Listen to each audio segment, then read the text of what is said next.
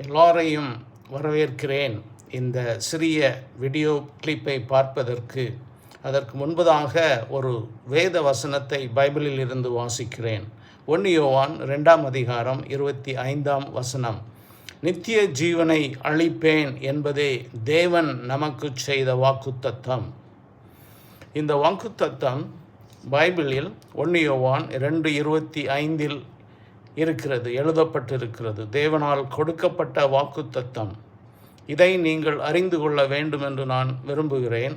ஆனால் ஒரு ஹோம்ஒர்க், இதை என்ன என்று வேதத்தை புரட்டி நித்திய ஜீவன் என்றால் என்ன என்பதை நீங்கள் அறிந்து கொள்ள வேண்டும். வேதத்தில் பைபிளில் ஒரே தேவனுடைய வார்த்தை அது. அதில் 4 முறை நித்திய ஜீவனை சுதந்திரித்து கொள்வதற்கு நான் என்ன செய்ய வேண்டும் என்ற கேள்வி எழுப்பப்பட்டிருக்கிறது. வேதத்தில் அநேக கேள்விகள் உண்டு. சத்தியம் என்றால் என்ன என்பதற்கு பதில் உண்டு.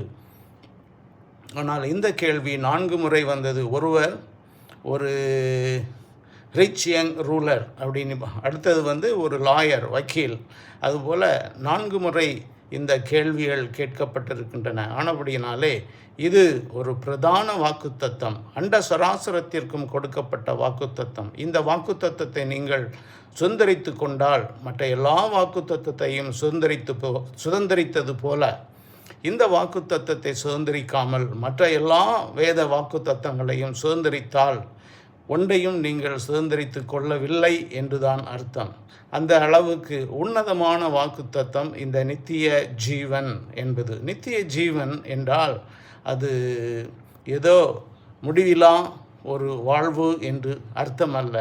அந்த குவாலிட்டி, அதனுடைய மகிமை எல்லாம் வித்தியாசப்படும். ஆனபடியினாலே இந்த மகிமையான சிறந்த வாக்குத்தத்தத்தை என்ன என்று நீங்களே பைபிளில் இருந்து கண்டுபிடியுங்கள். இது பாகுபாடற்ற ஒரு வாக்குத்தத்தம். ஆனபடியினாலே மத சார்பும் கிடையாது, ஜாதி சார்பும் கிடையாது, மொழி சார்பும் கிடையாது, நாட்டு சார்பும் கிடையாது, கலரும் கிடையாது. ஆனபடியினாலே நித்திய ஜீவன் என்றால் என்ன என்பதை அறிந்து அதை நீங்கள் சுதந்திரித்து கொள்ளுங்கள். இந்த ஒரு வாக்குத்தத்தத்தையும் சுதந்திரித்து கொண்டால் அது மிகவும் நலமாயிருக்கும்.